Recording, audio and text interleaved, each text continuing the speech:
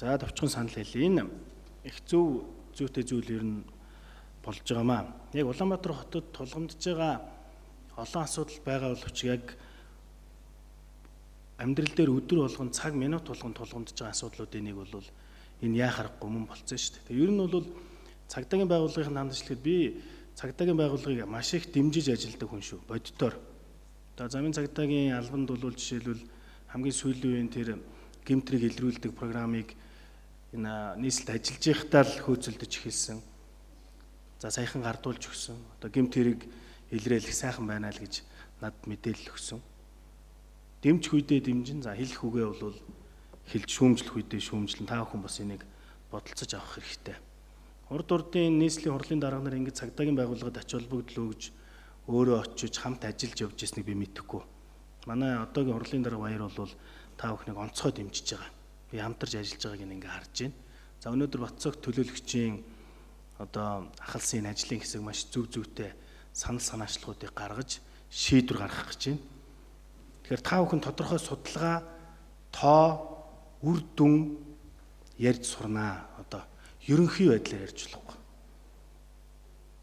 Ерөнхийдөө юм гэдэг үгнээс одоо татгалзаж хэдүүлээ шийдвэр гаргана.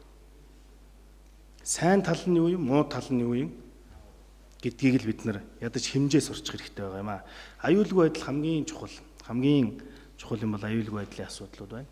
Хоёрдугаарт нь төрийн төлөөлөгчд хэлж байна. Энэ хөрөн мөнгө гаргаад ирсэн аж ахуй нэгжүүдэд дөнгөж боожоод хүмүүс хэрэглээ сурж исэн чинь бүр ор тас хаагаад үр зээлтэй үлдээд бөөн гомдлохгүй. Төр цагдан хордог ийм коммунист шийдвэр гаргахыг би бол дэмждэггүй. Тодорхой зохицуулалт байхыг дэмжиж явдаг. Тэгэхээр энэ бол зохицуулалт хийхээс өөрцгөө ийм цаг хугацаа байх шиг байна гэж ингэж бодож байна. Дараагийн удаа автозамын төвжрэлд хэдэн үр нөлөө үзүүлсэн. Бид нар энэ зам харгуу төсөв мөнгөө тавиад энэ тусгай зам гаргаж өгч чадвал ер нь автозамын төвжрэлд нөлөөлөх юм уу гэдэг ийм ирээдүг харсан тоо баримт судалгаан дээр та бүхэн сууж жоохон мэрэгжлийн үүднээс ханддаг байхыг би замын цагдаагийн газрын зөвлөж байна.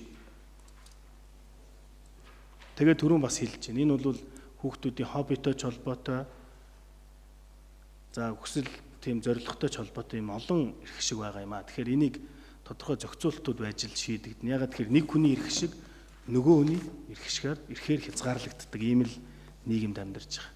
Бид нар ч олуулаа Улаанбаатар хотод бид нар ганцаараа амьдраагүй учраас надад сайхан байж болох ч нөгөө хүнд ямар байгааг бид нар тооцож боддог л ийм л ухамсартай байх ёстой гэж ингэж үздэг юм аа. Тэгээ ажлын хэсгийн нийт хамт олонд талархал төвшүүлж амжилт хүсье.